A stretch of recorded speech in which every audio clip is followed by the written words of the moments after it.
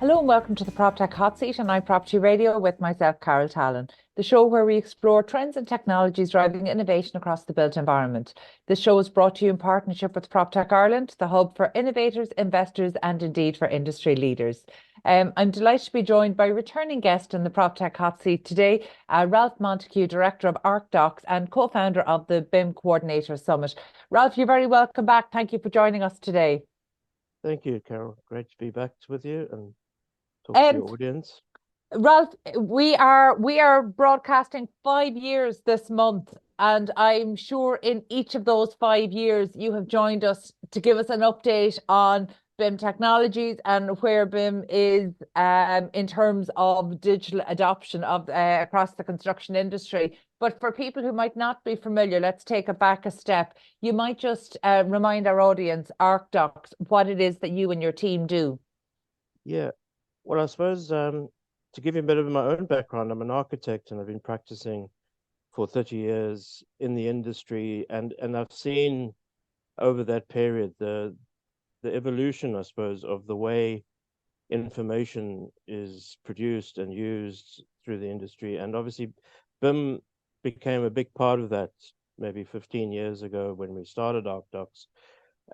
We set up a specialist consultancy to help the industry embrace these technologies. So to move away from paper-based processes to digital processes, and so that's what we've been doing for the last 15 years is helping clients, helping other architects and engineers and contractors to understand these processes, to embrace these ways of working in their own business, and particularly when they work together and collaborate on projects.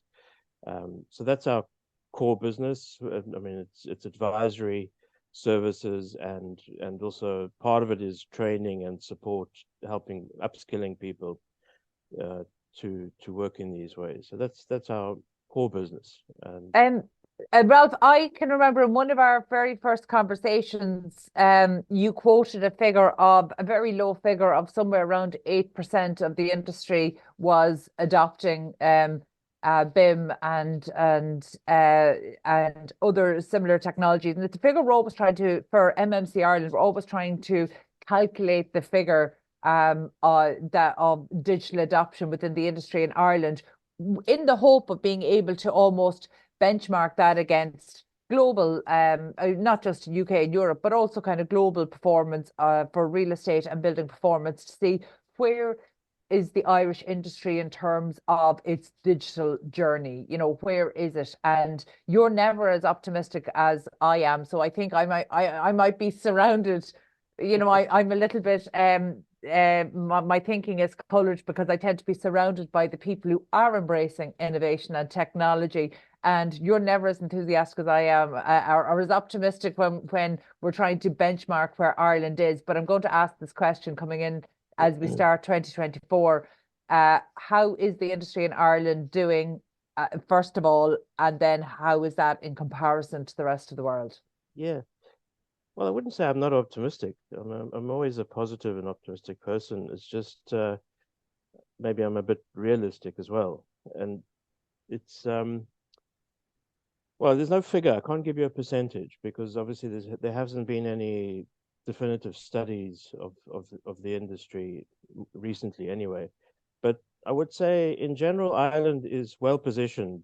I mean, there's a portion of the sector that is very good at what they do, and there's a portion of the projects that are being done in Ireland that are using BIM and using digital processes, and and doing it in the way that's best in class. I mean, they would compete with the rest of the world, but that doesn't represent the whole industry in Ireland. So and the majority of the industry, let's just say, are probably still using old school, outdated, paper-based processes. And so so it's almost like we have a two-tier system. I mean, there's people working on brilliant projects, doing brilliant things, and then we have a whole cohort of people that when you say the word BIM, they think, well, what is that? Like is that board Ishkamara, the fisheries board? What are you talking about? Yeah, so It's interesting. I just recognize that there's Yeah. this dual relationship. But in terms of Ireland's progress, obviously in 2018, the National BIM Council of Ireland published its report about the digital transition, and that, let's say, went to influence the Office of Public Procurement, who set up a construction sector group with all the key stakeholders, and they set up a group under that with PJ Rudden, I can't remember the exact name, but it's like the innovation group. The construction sector group, that's right. Yeah, and out of that, there's a number of initiatives and projects that came out, and one of them was the Build Digital project, which was a project but supported by government to set up a research center to help the industry, basically. And so that's, I think, that Build Digital project, it's in its maybe second or third year, I'm not quite sure, but yeah, so Ireland is progressing and they are doing things. The government re-announced. I mean, yeah, it's been a bit funny because the government announced in 2018 that they were going to make BIM mandatory, and then nothing happened. And then, of course, we had COVID and everything went on the back burner. But they re-announced their commitment last July to implement a BIM mandate, and so that mandate has kicked in now. So it started in this January, and so all public projects going forward will use BIM. Now they're starting in January with projects of 100 million plus, and then they'll, over the 4-year period, they will implement it, and eventually all public work in Ireland will be done through BIM. But it's not just about BIM. It's also about how you measure costs and sustainability, because those are obviously the big drivers in Europe is productivity and sustainability. But so, Ralph, even with that timeline there, and starting in January, 4 years to get to this actually encompassing all PPP projects, that's still putting us, 12 years behind the UK government. I mean, has enough been done to drive this at, I suppose, at a state level, at a governmental level?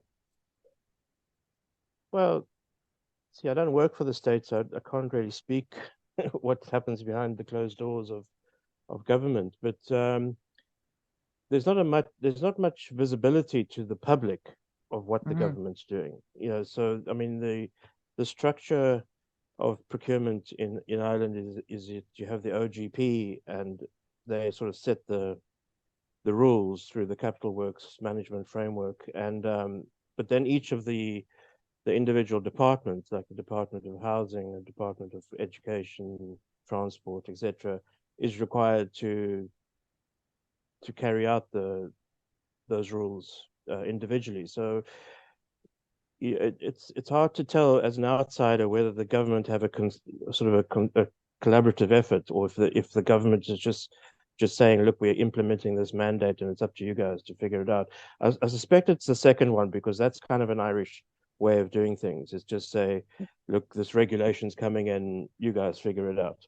Yeah. Well, look, look, this industry has shown itself willing and capable of leveling up when it needs to. And I think you describe it very well when you describe almost like a dual or a two-tier pace of adoption. And it's one thing that we've touched on here in recent months as well, particularly in the context of construction technology, that actually the gap between those who are doing it well, those who are, you describe them as that portion of the sector that are very good at delivering projects, and the projects they're doing are BIM enabled, but they're best in class in many different ways. But the gap that's emerging between those who are delivering at a best in class standard and those who aren't, I mean, is there a danger that gap is widening to the extent that some of the traditional players just won't be able to compete for public projects? Absolutely. I mean, it's a real danger. for individual companies who are not thinking about this, or not thinking ahead. Like, I think I don't know if, I'm sure you've noticed this in other areas, but yeah, the pace at which technology adopts is rapidly increasing. So it's, you know, you might think, oh, don't worry, we've got 5 years to sort this out. I mean, if you look at last year and how AI came into the market, now AI is nothing new. You know, it's been there for many years, but just suddenly in 1 year, you know, everybody is talking about AI. And, you know, some people still see it as a novelty, you know, like something you can play with at home or something. But other people are sort of building business opportunities around it and rapidly increasing their productivity to the extent that nobody will be able to compete with them.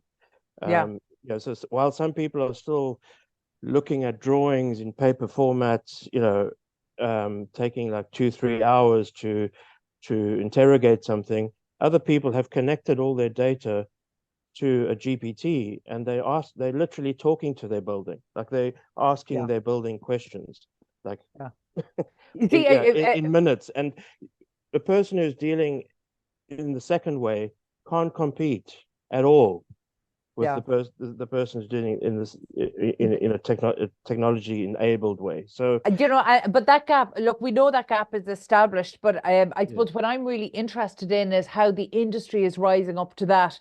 You know, we work across with organizations like MMC Ireland and Proptech Ireland and other community-based initiatives that are really driving forward. They're driving the industry. So they're not just responding to regulatory changes. They're not just responding to governmental mandates and guidelines. They're actually positively and proactively driving change. They want to see this best in class. They want to use the best technologies. You know, one thing, something we've acknowledged in the past when we're differentiating between prop tech and construction technology is that actually the construction industry has always been better to embrace solutions if they can genuinely help with tight margins. So if they're shown to increase productivity, if they're shown to decrease costs, if they're shown to improve safety standards, if they're shown that new technologies can actually help them hit new ESG metrics, you know, because you're touching on it very well there, that actually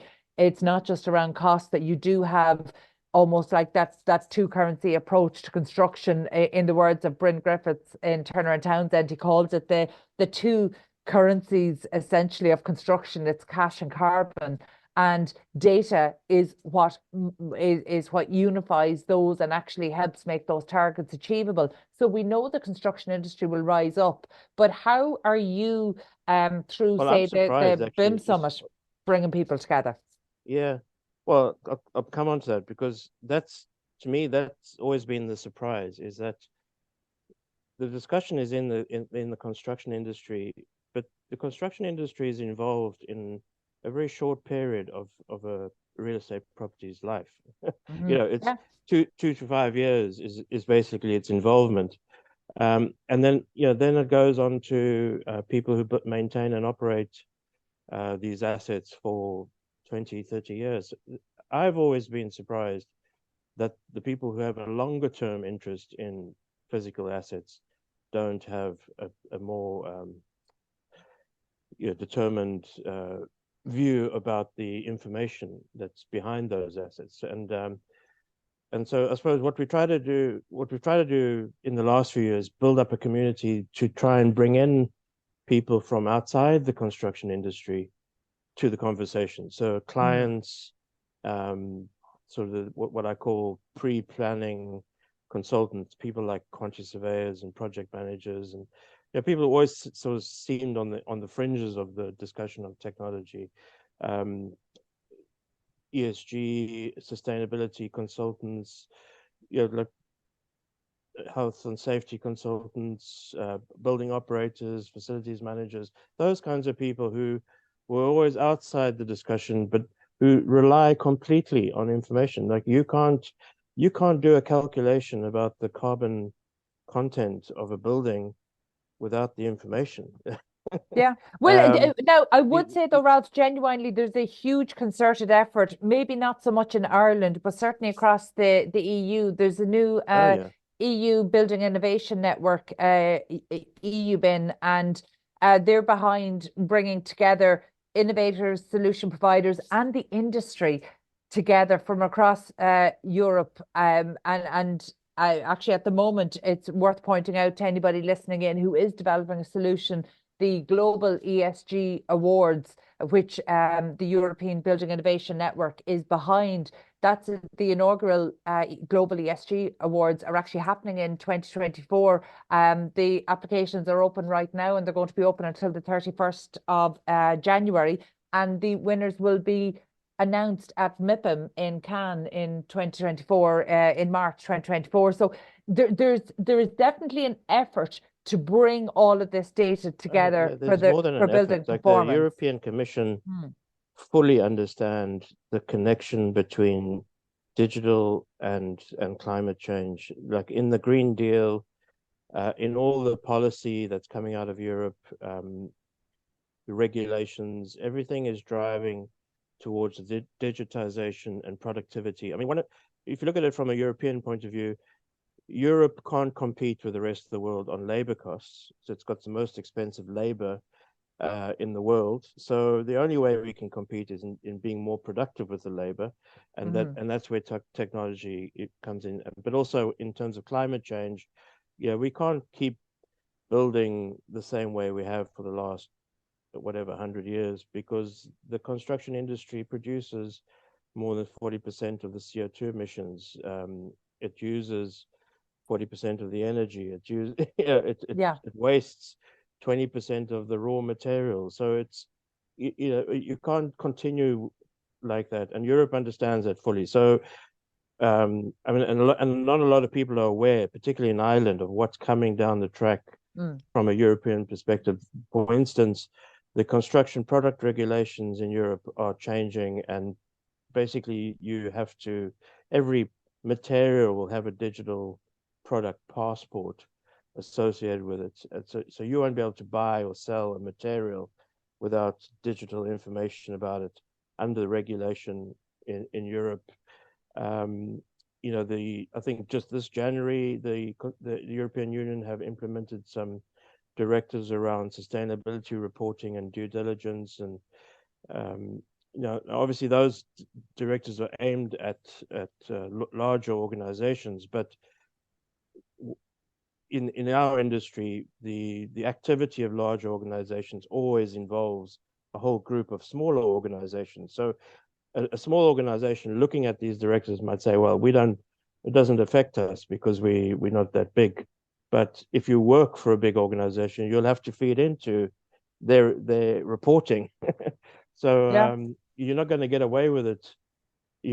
Working with pieces of paper anymore. Everything's going to be data, and everything's going to be analyzed, and also the value. I think property value at the moment, people see property value as the value in the physical property, but people don't value the information. But there's never been a piece of property that's been developed without information. Like there's no building. You've got a lovely picture behind you there, but none of those buildings have been built without information. You can't build a building without information, and none of those buildings can operate without information. So there is a value. It just hasn't been determined to the digital information that supports both the delivery and the operations of physical real estate, and I think people are beginning to realize that value and putting value on it. And well, I think that's something that has been done. Like you're right when you talk about maybe the lack of joined up thinking between when a building is going from, say, its capital delivery phase to then being occupied and how it's performing over the lifetime. But actually, not just through legislation and funding, following actually some of the reporting requirements now, that actually we are seeing that change. But I think the construction industry and the real estate industry have not been very good at talking to each other. One builds a product for the other to either, buy, sell, manage, lease. but they haven't been very good at sharing information. So at one point after construction, it's closed off and then it's handed over, and then the real estate sector almost has to build a library about that particular building from scratch. And that's a waste of time, resources, but you're losing, as you said, the valuable information. But is there a bridge there? Like, is BIM the bridge that will take it from construction to using the same data to actually be able to manage this throughout the life cycle of the building? Well, information is the bridge. BIM is just a digitization of the information. So information isn't new. Like, as I said, even the pyramids were constructed with information. Like the pyramids didn't just appear. There was communication and exchange of information that resulted in that work being done. So information is the bridge. What's happened with information over time is that technologies have digitized that information, from stone tablets to, ink on parchment, to paper, to pencils, to CAD. Like the technologies of producing and communicating or exchanging information have evolved over time.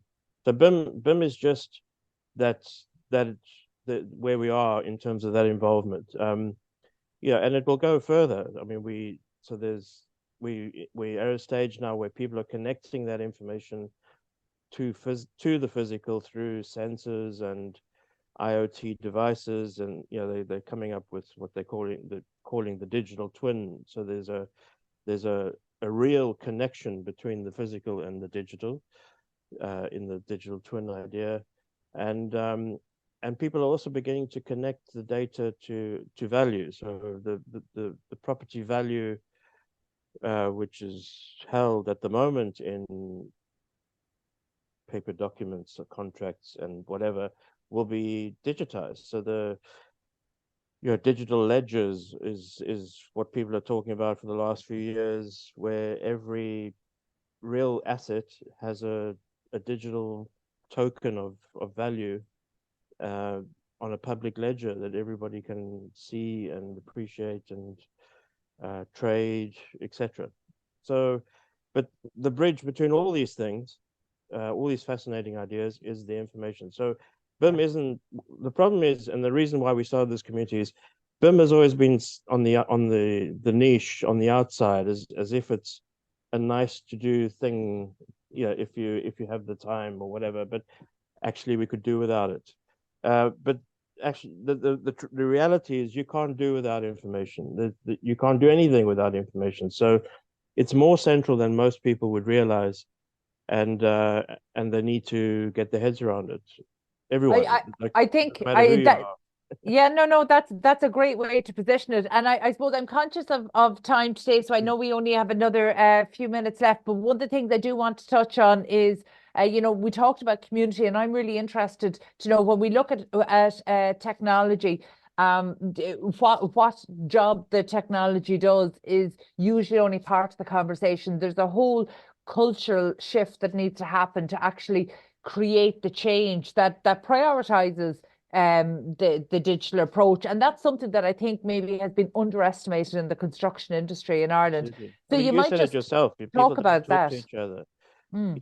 You have all these groups and they're all doing their thing, but nobody's coming together and talking to each other. So the bringing together of people to get them to talk to each other is so important, and that's what community is about. And that's what we've been trying to do for the last 3 years now. We're trying to bring the clients and bring the designers and bring the contractors and bring the operators and bring the project managers and quantities of it, and all these people with different interests, and bring them together and let them start talking to each other, trying to come up with a common language between them so that they can understand each other. And the underlying thing that holds them all together is the digital information that they all need. Yeah, I mean, when we talk about collaboration, look, we read the word collaboration in every document that comes from every government department, and I think we all know that means very little on the ground. Whereas actually, I do see some great examples of it. So bringing people together, that's good in theory. What does that look like on the ground for the Irish construction industry? Well, I suppose I can't speak. I don't see anything in Ireland really. My view, I mean, this is maybe going back to my pessimistic, realistic. I don't know whatever you want to call it.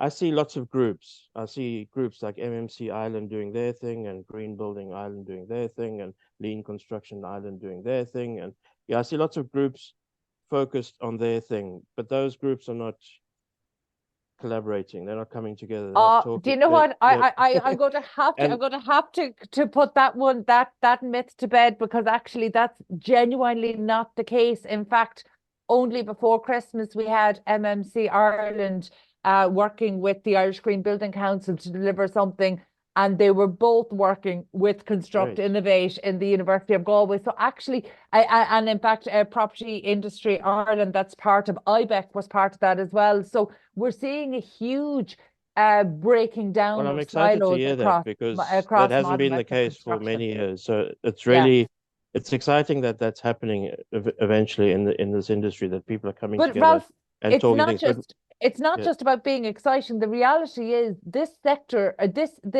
area of focus is being very well resourced by the state right now. So actually, it's so important that the industry uses its voice to make sure that when the state recognizes the importance of this and is willing to resource it, there's money made available there, that actually that funding is I going wouldn't to the say right it's well place. resourced, because I mean, I believe it if you is. take Build Digital Project Mm. as an example, I mean, the state put 2.5 million in over 5 years.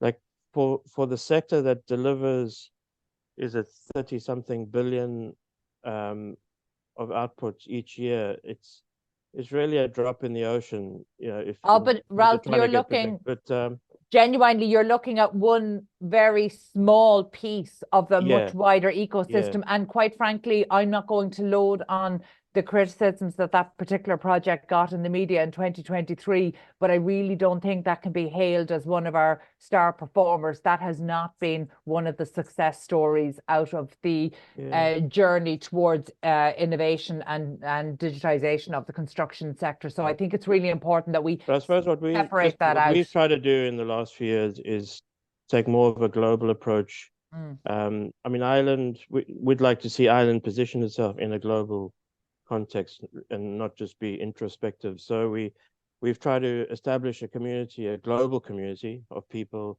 on this subject, bringing people from all parts of the world together. And so that's what our community around the BIM Coordinator Summit is. The summit is just an event where these people come together once a year, but actually the community that is coming together 364 other days of the year from all parts of the world, bringing expertise together, because there's countries that know a lot more than us in Norway, Yeah, actually, Singapore, I whatever. think And that's a by fantastic getting initiative. those Yeah. conversations going and the sharing of knowledge, um, but involving Ireland in that bigger picture, and allowing people in Ireland who want to position themselves in a bigger picture, is what we're kind of focusing on at the moment. So, I think that's one of the really good, strong initiatives that's happening at an industry level, really towards building community. So I suppose very briefly, you might just explain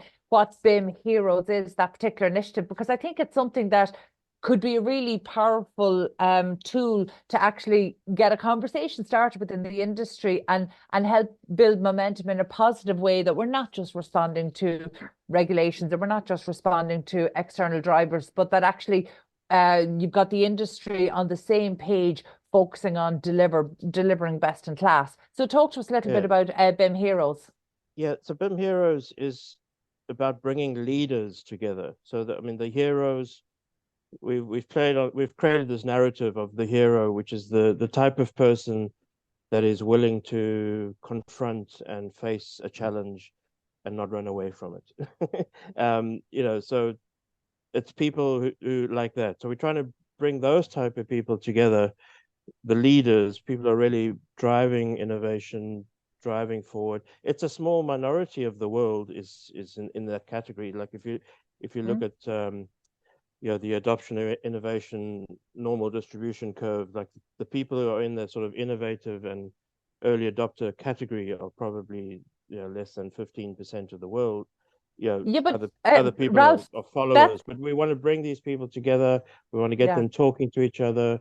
We want to get them to share knowledge with each other across regions, and that way we feel that we will get BIM away from this niche conversation and yeah. make it more central to the way real estate, well, not only real estate, all the whole built environment operates. I mean, the way the built environment operates at the moment is very poor. It's too costly, both financially and environmentally. It's too slow. That we across the world we're not delivering enough infrastructure for people, not enough delivering enough housing or education. Even in Ireland, we say we're a first world country, but we don't have enough housing. We don't have enough schools. We don't have enough hospitals. We don't have enough infrastructure to support our economy. So yeah, the industry is just not functioning in the way it should, and we want to bring the leaders together and say, well, how can we solve this? I mean, we know we sort of know the answer. The answer is to improve the way we do things through the use of technology, but Yeah. we need to work out the practicalities of that, in a concerted and collaborative way. So that Well, I think what you've done through the BIM Coordinator Summit, and look, I fully acknowledge what you're saying there, that that's kind of one day of the year, and actually the real work, the heavy lifting of this is done kind of all of the other days of the year, and I think that's a great initiative. But what we'd we love to created do a is, platform actually so yeah, that's we've where people can come together. It's almost like a LinkedIn, but it's a dedicated platform where people can have discussions, meet each other, uh, converse with each other, share knowledge, discuss the knowledge, because somebody might share something and some other people would say, have you thought about this? Have you thought about that?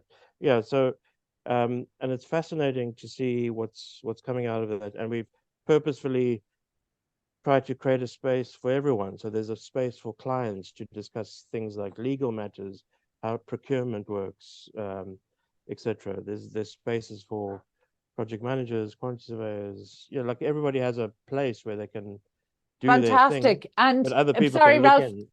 apologies. I know we're really short for time Yeah, today. Just very briefly, how can people find the information for that and get involved? yeah. bimhero.io. If is Super. the you join the platform and look around and find your space, find your people, connect with I, people, and I love that. Yeah. transform your business, transform your economy, your projects, and make things better. Make things better. That's the crux of where we need to be at. So that's a great suggestion there. Log on, find your tribe. This is the value of community, and it's something that we really appreciate. So well done to you and the team for pulling that together, because I know there's a huge amount of work goes into it. So well done, and we encourage as many people as possible in the industry to get Yeah. involved. That's all we've time for today. Thank you for joining us. That was Ralph Montague, Director of Arcdox and co-founder of the BIM Coordinator Summit. My thanks to producer Katie Tallon and to the audio team at Hear Me Roar Media. Before we go, just a special word of thanks to our sponsor, Proptech Ireland, for supporting the podcast and for making these conversations possible. Also, thank you indeed for tuning in. We'll catch you on the next episode of the Proptech Hot Seat. In the meantime, please be sure to check out all of the other Irish and international real estate and construction shows here on iProperty Radio.